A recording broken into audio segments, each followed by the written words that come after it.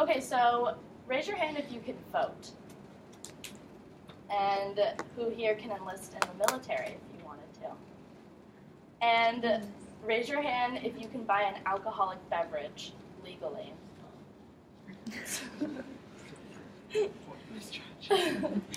So for a while now, a big debate that America has been dealing with is whether or not America should lower the drinking age from 21 to 18.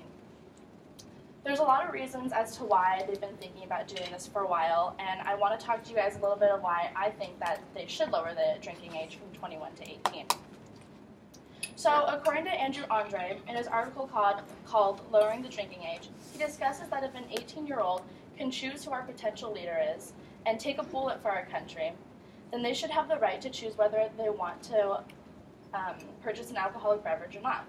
So they say when you're 18, you become an adult. So what doesn't make sense is we can vote, we can join in the military, but we still, for some reason, can't obtain an alcoholic beverage legally. So in a survey conducted by Brandon Griggs, who is part of the CNN News, he asked a handful of people what age they think that legal drinking should start. Believe it or not, most people said ages 6 or 7. Now, it does sound crazy, but I do agree with this, and the reason is because I believe being exposed to alcohol at a young age actually allows people to be more educated on what alcohol really is and how it actually works. Now, obviously, 6 or 7, you're not going to get drunk, or most 6 or 7-year-olds probably don't even like the taste of alcohol, but obviously it's a good way for them to think and be more educated on alcohol as a whole.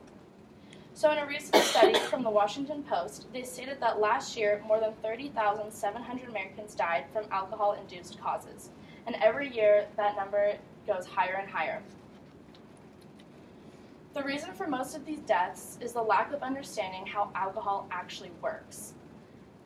In the fall quarter, my roommates and I were faced with an unfortunate event where one of our roommates, we actually had to call 911 because one of our roommates became way too intoxicated, was unconscious, and obviously was unresponsive. So we had to make the decision to call 911 and have an ambulance take her to the hospital. So the next day when we asked her, hey, so what exactly went wrong? What do you think what exactly were you thinking? And she talked about the fact that she was never exposed to alcohol prior to college, and her parents were very strict on no alcohol, nothing. And I realized that a lot of parents don't really educate their kids on alcohol, so then when they come to college, they're exposed to all this alcohol, and they don't really know how it works and how it actually affects you.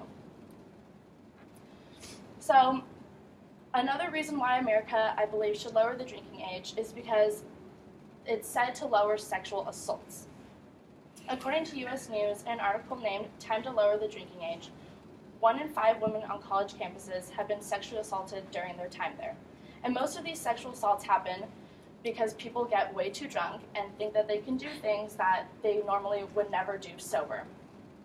And it is a serious problem, and I believe that lowering the drinking age will actually help in going into the right direction of ending sexual assaults.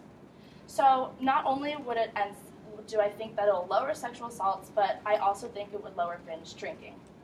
So if you don't know what binge drinking is basically drinking a lot in a very little amount of time. So obviously that guy is taking like 20 shots in a matter of like 5-10 minutes, and that is obviously binge drinking.